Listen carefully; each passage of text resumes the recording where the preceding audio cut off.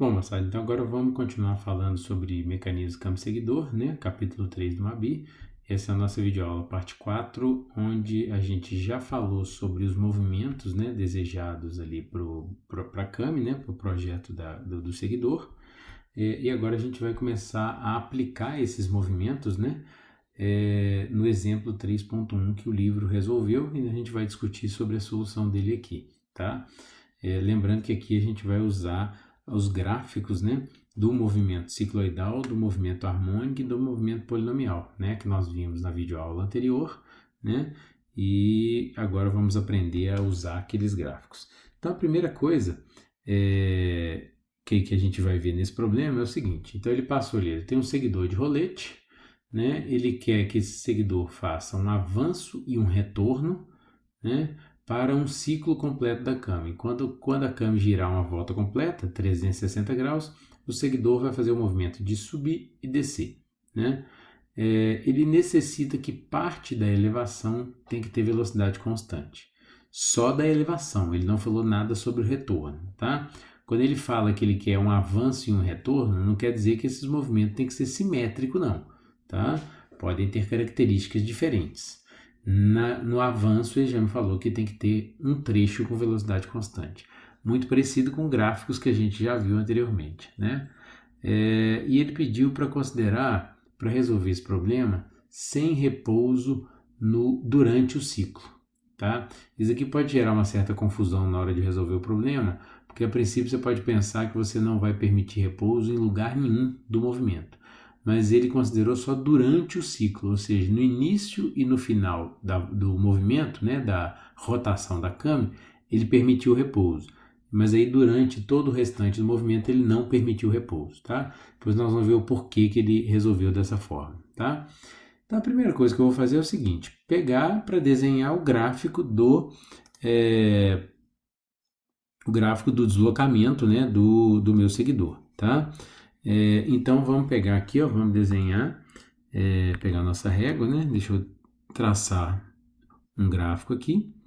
Então vou traçar uma linha horizontal, uma linha vertical e uma linha horizontal, e vou começar a representar o gráfico do deslocamento aqui do meu seguidor, tá? Então eu vou ter o deslocamento do seguidor, né, o S na vertical, na horizontal eu vou ter o θ, né, o ângulo de rotação da câmera, tá? Então o que eu vou fazer? Ele quer que a elevação tenha parte do movimento com velocidade constante. Então parte do movimento vai ter que ser uma reta inclinada. Eu posso começar esse trecho com essa reta inclinada?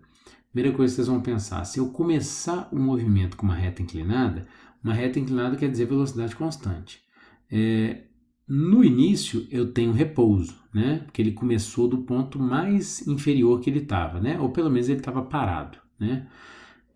Se eu passo de uma velocidade zero para uma velocidade constante instantaneamente, eu só consigo fazer isso com impacto. Então não dá para fazer isso direto, né?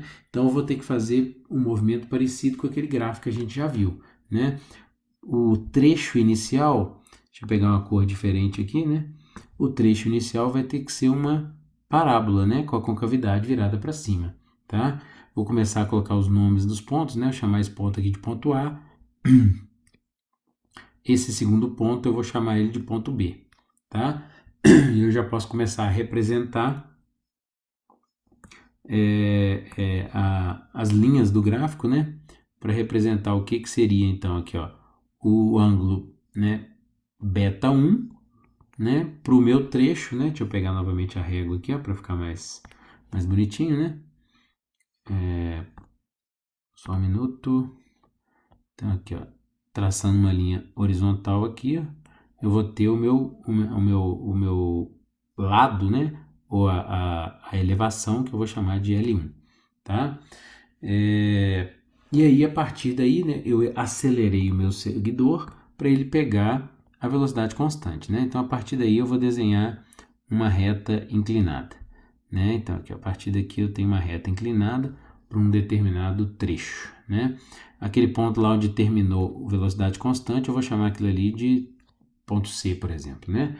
Aí eu venho para continuar a traçar o gráfico, vou marcar ali, ó, né, a linha horizontal, que aí eu vou ter o meu L2 e a linha vertical, que vai me dar o meu beta 2, né? Então aqui eu tenho o beta 2 e aqui eu tenho o L2, tá? Depois o seguidor continua elevando e ele vai ter que chegar no topo da elevação, né? No topo da elevação, para chegar lá e parar, ele vai ter que desacelerar.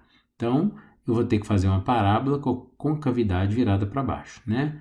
Eu não poderia representar o final do movimento de velocidade constante como sendo o final do meu gráfico, né? Porque senão, o que iria acontecer? Eu teria que ter impacto para poder parar o seguidor lá no topo da elevação. Então, eu tenho que ter um gráfico que vai ser uma parábola com a concavidade virada para baixo, como está aí, tá? Não ficou muito bonito, né? Vamos melhorar um pouquinho essa parábola aqui, vamos ver se ela fica um pouquinho melhor. Não ficou tão bom, não, mas dá para a gente entender bem. Complementando as linhas, né? Eu vou ter uma linha vertical e uma linha horizontal que vão me dar as posições do gráfico, né? Que vão me representar o que seria o beta 3 e o L3, né? A elevação total do seguidor vai ser L1 mais L2 mais L3, né? Somatório dessas três distâncias aqui. Lembrando que o L2 significa a distância desse ponto aqui até aquele ponto, né? Essa medida, né? Essa distância só do trecho BC. O L2 não é a distância lá da origem até aqui em cima, não. Então, ou seja, o deslocamento total é o L1 mais o L2 mais o L3, tá? O quanto que a Cami girou até agora vai ser o beta 1 mais o beta 2 mais o beta 3, né? Só que eu ainda tenho que retornar, né? Eu ainda não terminei o movimento, né? Então, o meu gráfico até ficou pequeno aqui, ó. Vamos prolongar ele um pouquinho, né? Para poder construir o restante do movimento, né? E aí eu vou perguntar a vocês, como é que vai ser o retorno? Pensem um pouquinho, como que vocês usariam, como vocês construiriam um gráfico para poder fazer o retorno do seguidor? Bom, uma possibilidade então para poder fazer o retorno seria usar, por exemplo, uma parábola com a concavidade virada para baixo, né? Que seria um dos gráficos possíveis que eu poderia encontrar lá nos movimentos, né? Que a gente tem cicloidal, harmônico e polinomial. Um outro gráfico possível seria uma parábola com a concavidade virada para cima, né? Seria algo parecido com isso daqui, ó. Deixa eu melhorar ele um pouquinho aqui, que não ficou muito bom, não. Então, isso aqui seria uma outra possibilidade, né? Considerando que esse ponto aqui seria o ponto final, né? Seria aquele ponto superior, seria o ponto D, e aqui seria o meu ponto E, finalizando aí meu gráfico. E uma outra possibilidade seria eu fazer aquele gráfico onde eu tenho a parábola, parte do trecho virado para cima, aliás, para baixo, e parte dela virada para cima, né? O final dela aqui não ficou muito bonitinho, não. Deixa eu melhorar aqui, ó. Acho que deu para entender bem o que seriam essas três curvas, né? Se eu pegar lá nas nossas curvas, né? Vamos voltar aqui, ó. A gente tem que seria equivalente a uma curva semelhante à curva C3, né? Ou a outra curva seria uma C4, ou a outra seria uma C6, né? Isso só no movimento cicloidal, né? No movimento harmônico poderia ser a H3, a H4 ou H6, né? Se a gente for fazer essa análise, então, o que seria mais interessante eu adotar? Qual dessas três curvas resultaria menos desgaste no meu seguidor, né? O que eu teria que pensar é o seguinte: nessa primeira curva que eu tracei, o início do movimento seria bem suave, né? Porém, o final do movimento eu teria que ter um impacto para fazer ele parar, né? Essa outra curva aqui com a parábola virada para cima, né? Com a concavidade virada para cima, o final do movimento seria suave, mas o início do movimento não, né? Teria que ter um impacto. Essa curva do meio, ela permitiria você ter uma aceleração, né, negativa de forma suave para acelerar o seguidor para baixo, e depois ele iria começar a frear, né, ou desacelerar para poder parar na hora que ele chegasse no ponto inferior, né? Então todos concordam que essa curva aqui seria a curva que iria gerar menos desgaste para o meu seguidor? Então, obviamente que essa daqui seria a solução ideal para o meu gráfico do deslocamento, tá? Pensando nisso, né? Então, assim, ó, escrevendo, então, desenhando o gráfico, né? O livro representou a solução que ele propôs. Então, observando dentre todas as possibilidades das nossas curvas, eu cairia na seguinte situação. Eu poderia usar uma curva C1 ou H1 para o trecho AB, uma curva C2 ou H2 para o trecho CD e uma curva ou C6 ou H6 ou P2 para o trecho DR, né? Então vocês que estão com os gráficos aí, vocês podem avaliar que exatamente o perfil do deslocamento das curvas são exatamente esses, né? E agora, para resolver o problema, né, ele pediu para a gente definir qual movimento vai ser para as exigências que ele colocou. E aí, o que eu vou ter que fazer agora é, com o gráfico do deslocamento definido, construir uma tabelinha que é chamada de tabela cinemática. Tá? É essa tabelinha aqui embaixo, onde o que eu vou fazer na minha tabela cinemática. Na minha tabela cinemática, eu vou avaliar as condições cinemáticas dos pontos onde eu tenho mudança de trecho. Então aqui eu tenho visivelmente marcado, né, 4 trechos, né? Eu tenho o beta 1, beta 2, beta 3, beta 4, o L1, o L2 e o L3, né? E aí eu vou avaliar para cada ponto, né, ou seja, para o ponto A, para o ponto B, C, D e E, quais são as condições cinemáticas de posição, velocidade e aceleração. Isso vocês vão ter que fazer para a maioria dos problemas de Kami, tá? Que vocês necessitem determinar os gráficos de deslocamento da Kami, tá? Ou melhor, os gráficos de deslocamento do seguidor, né? Então vamos lá, vamos preencher essa tabelinha cinemática juntos, né? Para ver se vocês entenderam bem as condições desse problema. Primeiro ponto, o ponto A, a posição representa a posição inicial, onde o seguidor ainda não começou a se movimentar. Então a posição vai valer 0, né? A velocidade e a aceleração nós vamos discutir aqui no caráter se ela é igual a 0 ou se ela é diferente de 0. Se ela for diferente de 0, não me interessa saber o valor dela, só interessa representar que ela é diferente de 0, tá? A velocidade no ponto A, o que vocês acham? Ela é igual a 0 ou diferente de 0? Vamos pensar aqui. O ponto A não representa o ponto onde o seguidor ainda não começou a se movimentar, então ele ainda está parado, né, na parte lá de baixo, né, a parte mais inferior do curso dele. Então, a velocidade do ponto A também tem que ser 0. Né? E a aceleração? Aí é uma pergunta importante.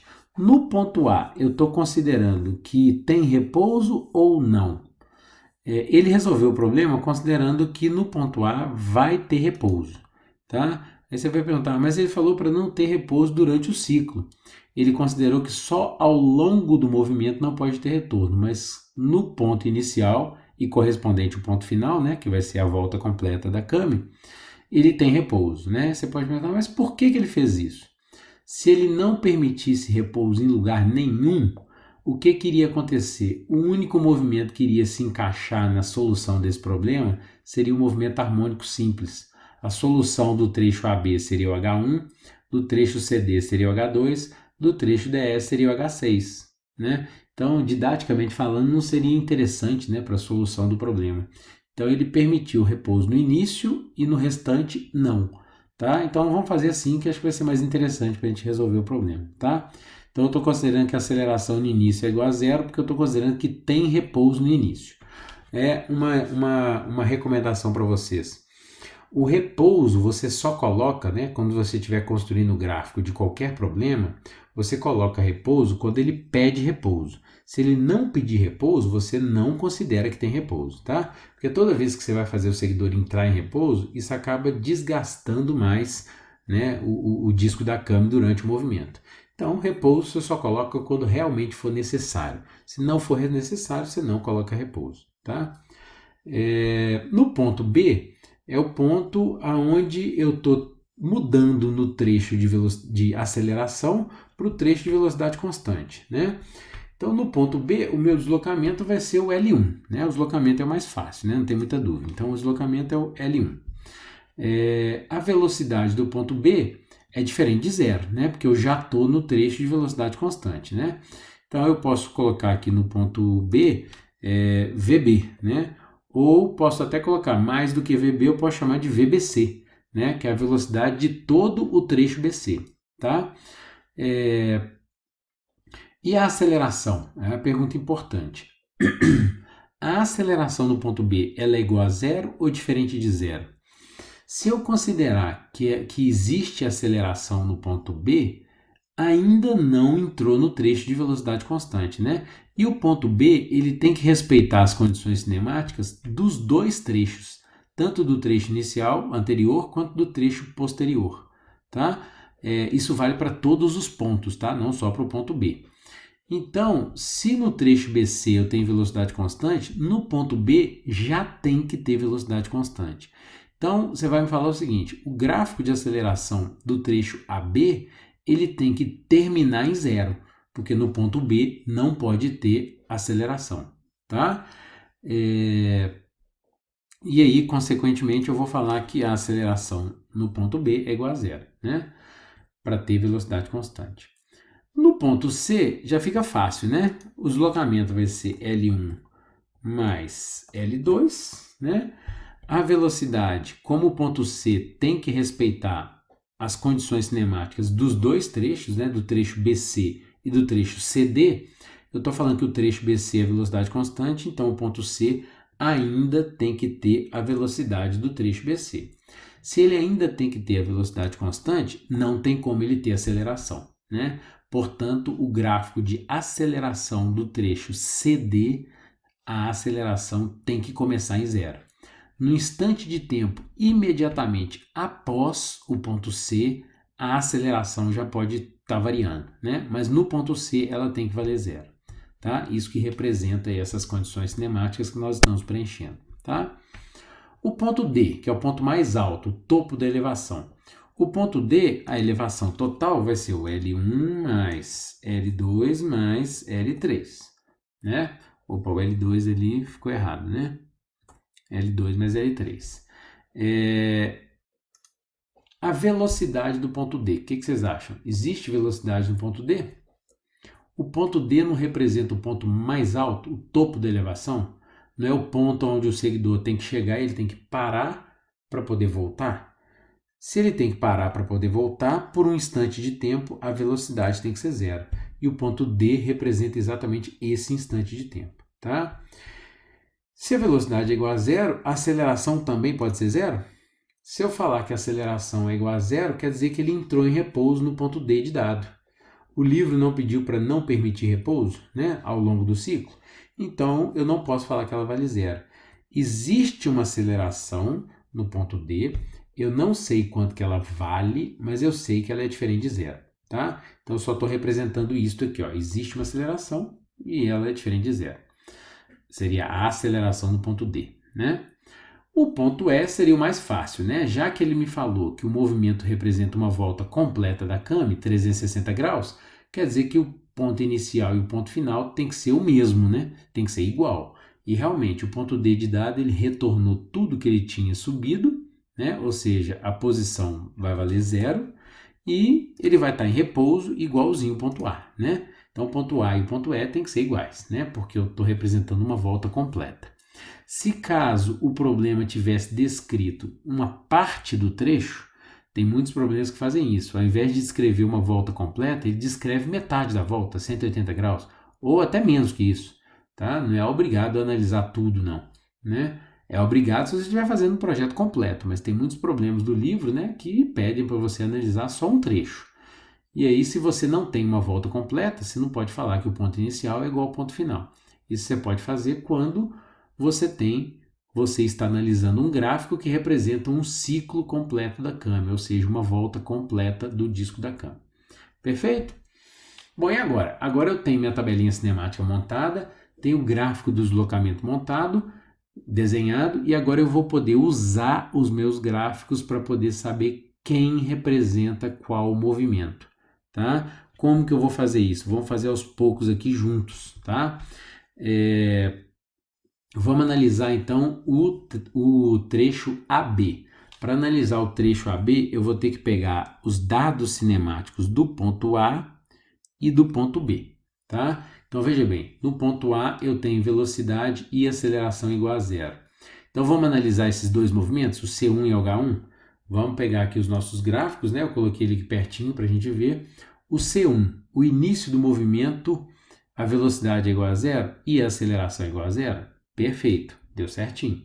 Agora vamos ver o final do movimento. No final do movimento eu tenho velocidade diferente de zero e aceleração igual a zero. No final do movimento C1, velocidade diferente de zero e aceleração igual a zero. Ah, que beleza. Já bateu de cara, né? Então eu já sei que aqui quem vai dar certo é o movimento C1, né? Então o movimento C1 é que vai dar certo aqui, ó. Já sei que ele é que vai ser a resposta para esse trecho, tá? Aí você pode perguntar, será que a H1 não vai dar certo, não? Para as condições que nós estamos definindo para os nossos problemas, vai ter sempre apenas uma posição que vai dar certo, né? Só um tipo de movimento que vai dar certo, tá? E eu posso confirmar isso. Olha lá o H1. Olha o início da H1 se eu tenho repouso, né? A gente já falou que o movimento harmônico não permite repouso, né? Então, aqui, ó, no final, aqui, ó, o H1 no início do movimento, a aceleração dele é diferente de zero, tá? Então, o H1 não dá certo aqui, né? E aí eu vou fazer a mesma coisa para os demais trechos, né? E nós estamos aprendendo a usar os gráficos para poder definir qual movimento que vai dar certo, né? Para cada trecho do meu seguidor, né? No trecho CD, eu vou ter que usar as condições cinemáticas do ponto C e do ponto D, né? Então eu vou ter que ter velocidade diferente de zero no início e aceleração igual a zero no início. Vamos ver se o C2 vai dar certo? Vamos lá no C2. C2 eu tenho velocidade diferente de zero no início, bateu. Aceleração igual a zero no início, também bateu. Vamos ver o final. O final eu tenho que ter... Oh, meu Deus. No final eu tenho que ter aceleração igual a zero, desculpa, velocidade igual a zero e aceleração diferente de zero. Vamos ver se deu certo? No final do C2 eu tenho repouso. Então o final do C2 deu errado, né? O final do C2 não bateu com a nossa solução, tá? Então o C2 deu errado. Será que o H2 vai dar certo? Basta a gente verificar, né? Vamos olhar lá se o H2 vai dar certo. O H2 eu tenho aqui, ó, no início do movimento, velocidade igual a zero e aceleração igual a zero, beleza. No final do movimento, velocidade zero e aceleração diferente de zero, deu certinho, né? Então o H2 bateu aqui, ó. Ok? No trecho final, a mesma coisa, né? Eu vou pegar os dados cinemáticos do ponto D e do ponto E, né? Que é o último trecho. E aí, podem observar que o movimento que vai dar certo é o P2, tá? Aqui eu já posso descartar o H6, porque no final do movimento eu tenho repouso. Eu sei que o movimento harmônico nenhum permite repouso. E o C6 aqui, ó, vamos testar. Início do movimento, velocidade zero, aceleração diferente de zero. Vamos lá testar. C6, início do movimento. C6 no início do movimento tem repouso. Então, deu errado, né? O C6 já bateu de forma equivocada aqui, ó. Então, só o P2 que vai dar certo, né? A gente pode olhar aqui, ó. Somente o P2 é que vai dar certo. Início do movimento, velocidade igual a zero e aceleração diferente de zero. E no final do movimento, repouso, tá? Que é exatamente o que eu tenho aqui, ó. Então, nós acabamos de aprender a definir qual que é o movimento que a gente consegue fazer funcionar, né? Dar certo, tá? E aí nós aprendemos, então, a usar esses gráficos, né? E aí, se vocês quiserem, vocês podem até traçar o gráfico de velocidade e aceleração. Já que você tem agora definido o que representa cada um dos trechos, né? Você pode desenhar o gráfico aí de velocidade e aceleração para o mecanismo que a gente está projetando, né? Veja que o gráfico de velocidade também tem que ser contínuo, né? De forma bem suave. E o gráfico de aceleração, você pode ter até algumas variações bruscas, como eu estou tendo aqui, ó. Porém, eu não posso ter um degrau, né? O valor do gráfico não pode parar aqui e começar em outro lugar diferente, não. né? Então essas são as características que eu tenho, né, para garantir que eu não vou ter nenhum problema de impacto, tá? Aqui eu botei um outro gráfico, né, de um outro problema resolvido, onde a gente pode ver o gráfico de posição, velocidade e aceleração, e aqui ele plotou também o jerk, tá? Seria a taxa de variação da aceleração. O que acontece quando eu tenho o gráfico da aceleração variando desse jeito, né, de forma relativamente brusca? O jerk varia, né? O jerk vai ter um valor, né, razoável, porém ele não tende a infinito. Então, ou seja, você tem um certo desgaste, mas um desgaste mais normal, né? Não vai gerar um desgaste excessivo no mecanismo, né? Que é gerado por impacto, por exemplo, tá? Então, essas são as principais características que nós temos aí, né? Na hora de escolher os gráficos, né? E aí a gente acabou de aprender a usar os gráficos, né, das páginas 85, 86 e 87, tá? Já que agora vocês sabem usar os gráficos dessa página, né, dessas páginas, vocês estão aptos para poder fazer esse probleminha, tá? Problema 3.35 é o problema proposto lá no final do capítulo 3, não está resolvido, tá? Vocês vão ter que quebrar a cabeça para resolver esse problema. Ele passa algumas informações, aqui eu já fiz um resumo dos dados do enunciado. Ele fez um pouquinho diferente do que ele fez no exemplo 3.1. Ao invés de eu usar a tabela, aqueles gráficos para poder definir quais movimentos eu tenho em cada trecho, o enunciado do problema me descreveu o movimento, tá? Então o enunciado desse problema, vocês podem ler lá, ele vai falar que ele tem um movimento H1, seguido do movimento C2, depois o seguidor entra em repouso, e aí depois ele retorna com dois movimentos, um C3 seguido no H4. Essas foram as informações que o livro forneceu no enunciado do problema. Então, no total, eu tenho 5 trechos, né? Beta 1, beta 2, beta 3, beta 4 e beta 5, tá? No final desse movimento, eu completei a volta, ou seja, o somatório desses 5 betas representam 360 graus, tá? Ele me falou também que a elevação do trecho AB vale L1 e é igual a 25 milímetros. E ela é igual à elevação lá, né, o retorno do trecho EF. Então, por isso que eu tracei essa linha horizontal contínua. E a deslocamento, a elevação do trecho BC, que ele chamou de L2, também vale 25 milímetros e é igual ao deslocamento do trecho DE. Então, aparentemente, um gráfico bastante simétrico, né, para eu poder analisar, tá? Ele também forneceu os valores do ângulo beta 1 e do beta 5, que é igual a π sobre 4, né, 45 graus. E ele pediu para calcular os ângulos intermediários aqui, ó, beta 2, beta 3 e beta 4, tá? Então, como que vocês vão resolver esse problema? Agora vocês vão pegar o gráfico do deslocamento junto, já com os movimentos definidos, junto com aquelas tabelas, né, que vocês têm aí, né, da página 85, 86 e 87, e usar ela para poder construir a tabela cinemática. Essa tabela cinemática que a gente acabou de construir para o exemplo 3.1, vocês vão construir para esse problema, tá? E aí depois vocês vão avaliar como calcular esses ângulos beta 3, beta 2, beta 3 e beta 4, ok? Eu quero que vocês tentem quebrar bastante a cabeça aí para ter uma luz aí de como resolver esse probleminha depois da tabela cinemática pronta, tá? Uma dica aí para vocês. Vocês podem usar a condição de compatibilidade de velocidade ou de aceleração. O que eu quero dizer com isso? Vamos analisar aqui, ó, trecho AB e trecho BC. O ponto B não é um ponto comum aos dois trechos?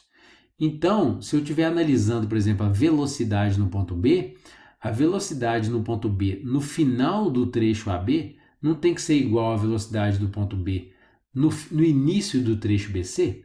Se eu igualar essas duas equações, né, a equação da velocidade do H1 com C2, né, nos respectivos pontos, né, do H1 eu vou ter que pegar o final do movimento, do C2 eu vou ter que pegar o início do movimento. Eu vou ter uma equação que pode ser útil para poder calcular esses ângulos, tá? Então tentem resolver esse problema, depois nós vamos discutir, né, sobre a solução dele, ok?